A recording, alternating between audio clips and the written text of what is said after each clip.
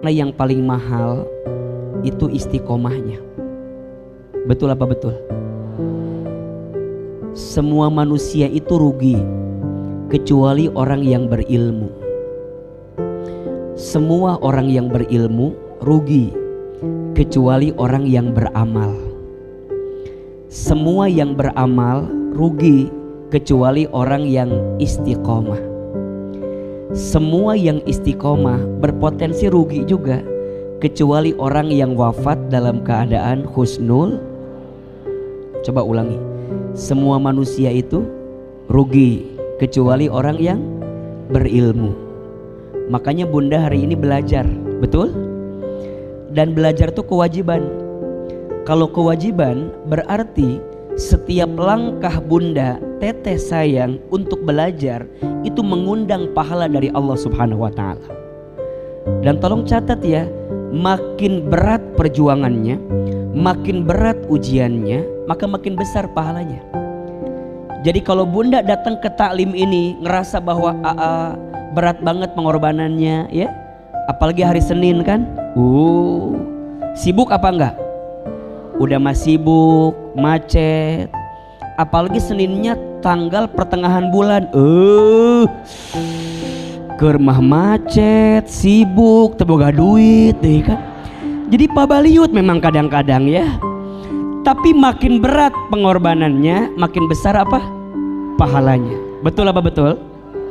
Maka Bunda sayang, jangan pernah ngerasa rugi ya. Jangan pernah ngerasa rugi, aku mah ngaji teh meni asa kaduhung. Jangan.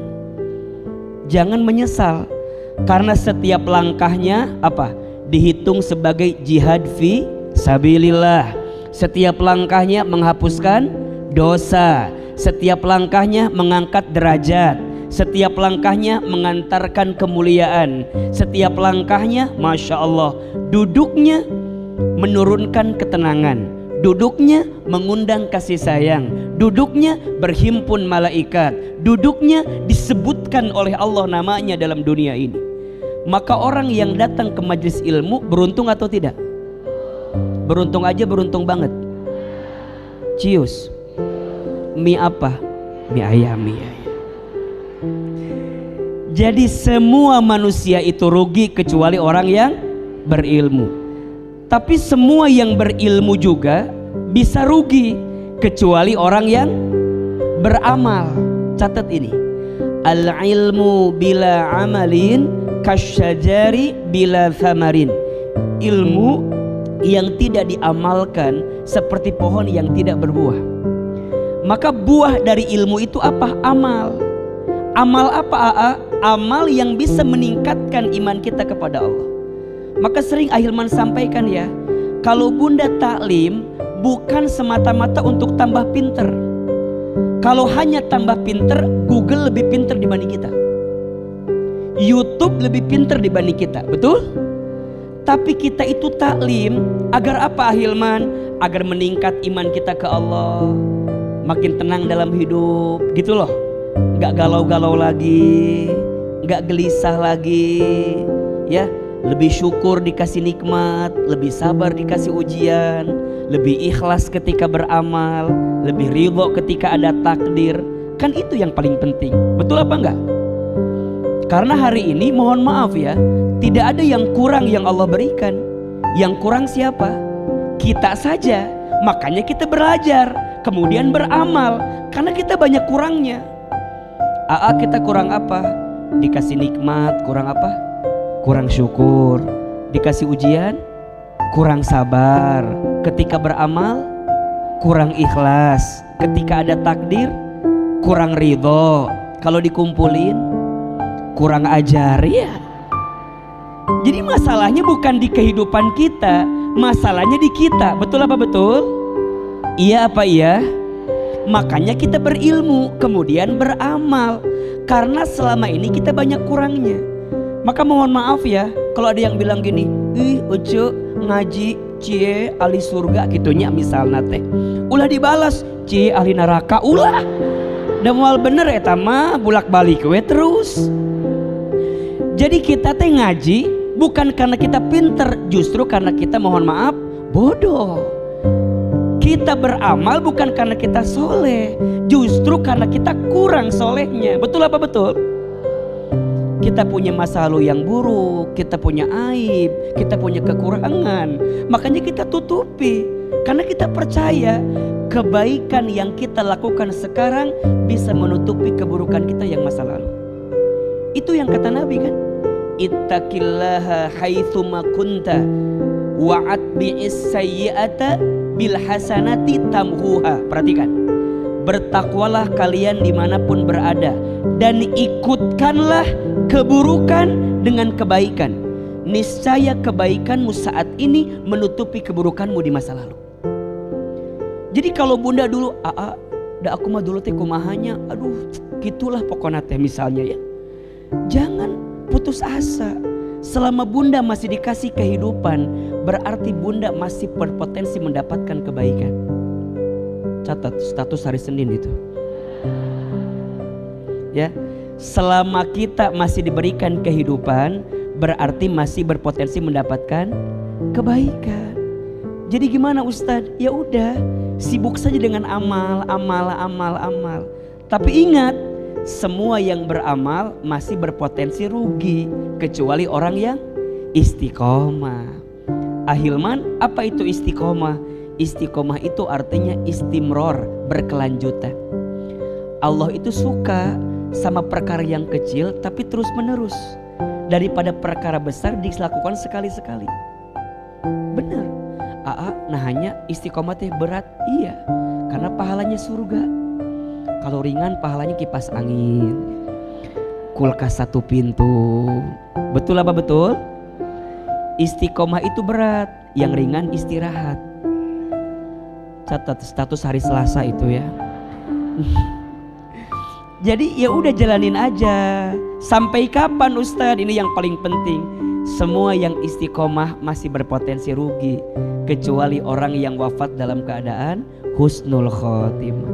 Jadi kalau bunda mau istiqomah, salah satu tipsnya adalah perbanyak mengingat tentang pemutus kelezatan, mengingat tentang kematian.